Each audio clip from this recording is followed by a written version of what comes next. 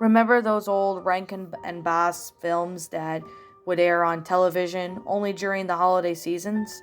Well, it turns out that there is a lost film that was created by the two animators, and it was believed to predict the original Rudolph the Red-Nosed Reindeer film.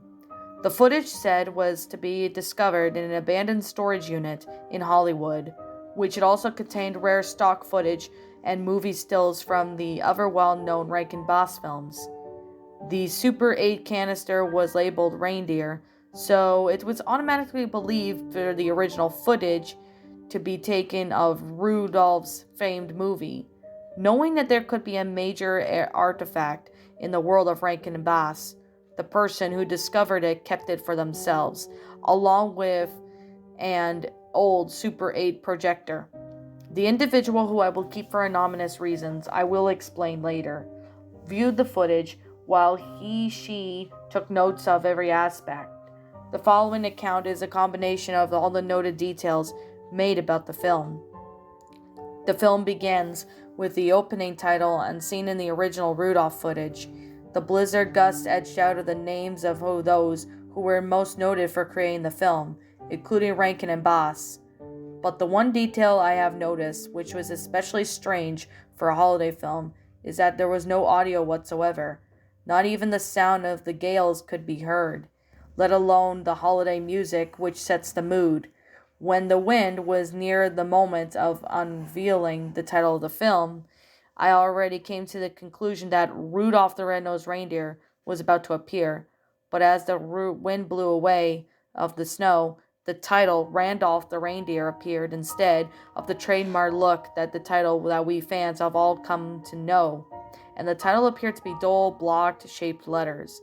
I then knew at this point that I was viewing an entirely different film, but I pressed on, thinking that it was some sort of prototype version of the original Rudolph film, and that it was never finished. The snowy winds blew away to reveal an older reindeer who I assumed to be Randolph, but in the most unnerving detail about him was that his fur was completely black instead of the brownish hue given to him like in the original film. We see him casually walking through the wintry forest, showing no emotions on his face. He continued to walk until he runs into two other reindeer, one of them looking similar to Fireball.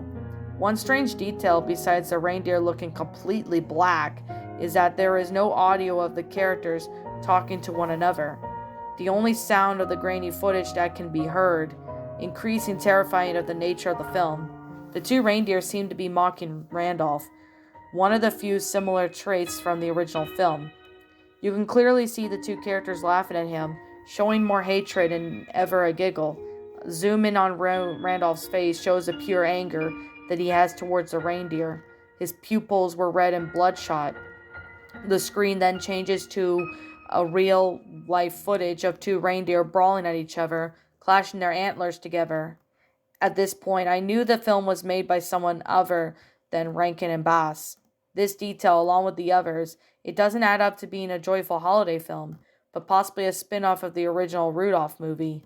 The footage of the two reindeer fighting lasts for about a minute, and the screen then flips back to the original puppet sequence. Mangled body of Fireball. Like the reindeer is shown blown, causing me to gasp in horror and shock. He laid there on the blood-stained snow, his entrails lying beside him. The image stayed this way for about a minute, until it changed into the next scene. It was then I came to the shocking conclusion that Randolph had viciously mauled the other reindeer, while the second one fled away in terror. The next scene shows Santa's castle, which was done in black and gray colors instead of the well-known pinkish shades, and the screen then fades out to Santa and Mrs. Claus in the dining room area. Both were wearing black-colored versions of the original outfits, Santa's being the trousers and suspenders, and Mrs. Claus with her dress and apron. At this point, audio returns to the footage, and we hear the two arguing about Christmas-related problems. Miss Claus spoke out with an irritable tone, as if she were angry with Santa about something. Santa's response came out as depressed manner, dragging out some words in a gloomy fashion. The audio once again is lost, but the quality in the footage of it goes to mediocre to absolute crap. The scene stays on Santa and Mrs. Claus, but the two puppets were not animated into the footage.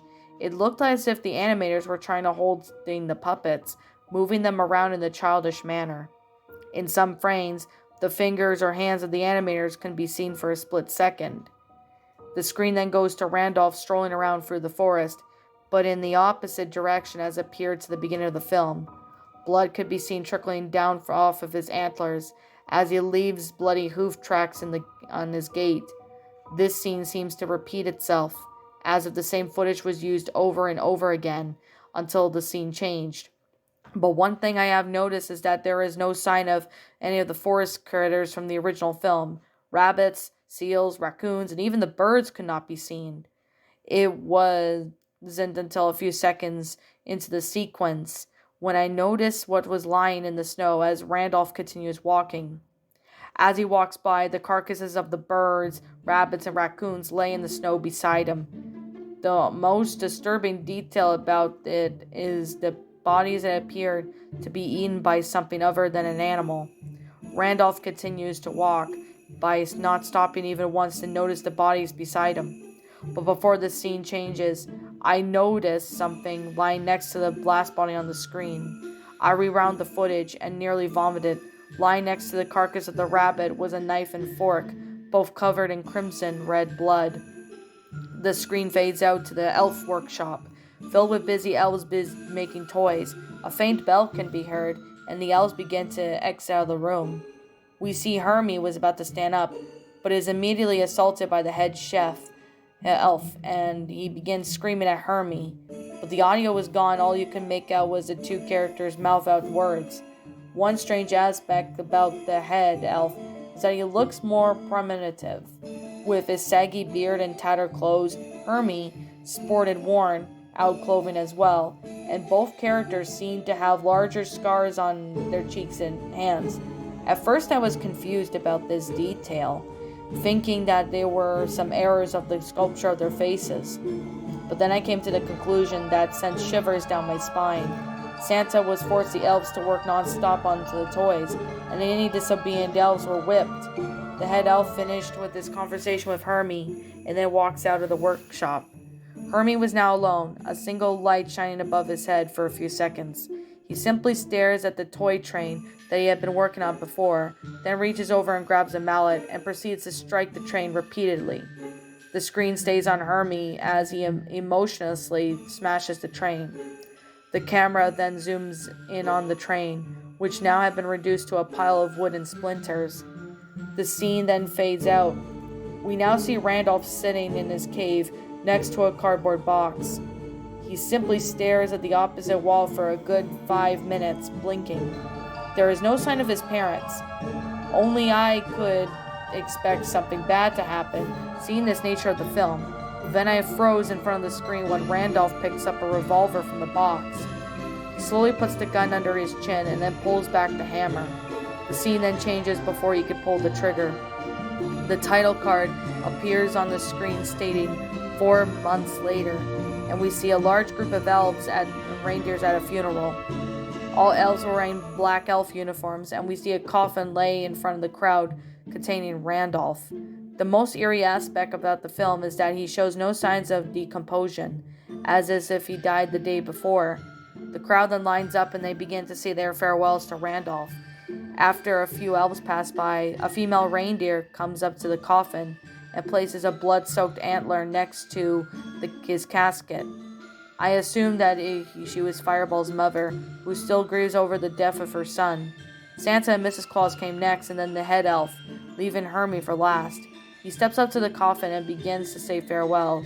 Near the end of the statement, the audio returns to the film, and then he bends over the casket and whispers, "There is a storm coming," into Randolph's ear before walking away.